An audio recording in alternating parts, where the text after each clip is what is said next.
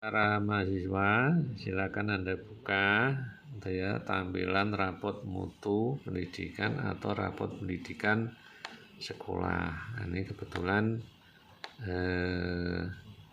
kita bersama-sama untuk mempelajari rapot yang sudah muncul, yaitu tahun 2016 sampai 2019. Ini rangkuman saudara-saudara. Tentunya di rapot pendidikan ini karena rapot sekolah ya, yang pertama tentunya nama sekolah. Misalnya ini SMA Negeri 12 Semarang, kemudian NPSN itu nomor pokok sekolah nasional. Jadi sekolah-sekolah itu punya nomor pokok, kemudian lokasinya di Kota Semarang, Provinsi Jawa Tengah. Nah, capaian apa yang digambarkan di rapot mutu pendidikan adalah capaian sekolah ya, sekolah yang tentunya tempat rapot mutu itu didapatkan ya. Ini misalnya SMA 12 ya, itu ada tahun 2016, 2017, 18, 19.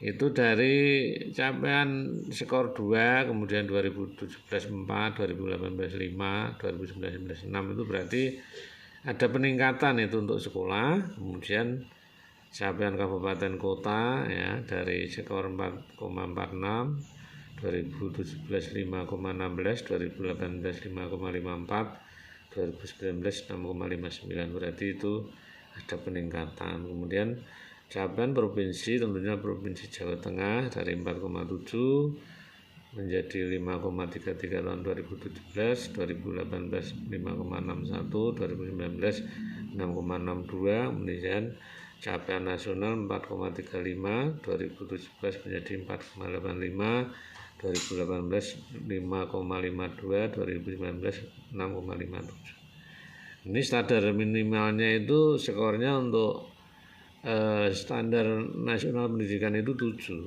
ya, sehingga kalau skornya 6 itu berarti ya peningkatannya signifikan.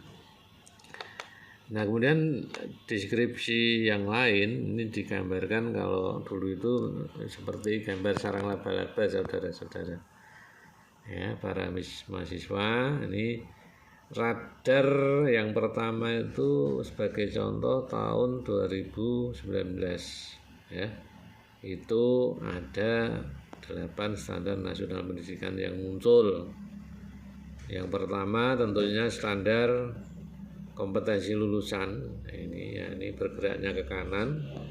Setelah itu standar isi, standar proses, standar penilaian pendidikan, standar pendidik dan tenaga kependidikan, standar sarana dan prasarana, standar pengelolaan, dan standar pembiayaan. Nah, ini sebenarnya terkelompok sesuai dengan standar yang memang sudah diurutkan secara sistematis. Nah, kemudian yang sebelah kanan, nah ini mengapa kok gambarnya ruwet ini? Nah, ini karena itu berisi selama ya berapa tahun ya, dari 2016, 17, 18, 19, 4 tahun. Maka gambarnya ya ada yang merah, ada yang hijau, ada yang hijau muda, ada yang biru dan sebagainya. Masih 8 standar nasional pendidikan ya, para mahasiswa ya. Nah, ini perinciannya itu di bawahnya. Perinciannya yang pertama ini standar kompetensi lulusan, capaian 2016 1,26 ya, dan 2017 5,96, 2018 6,76, 2019 6,99 ya. Itu berarti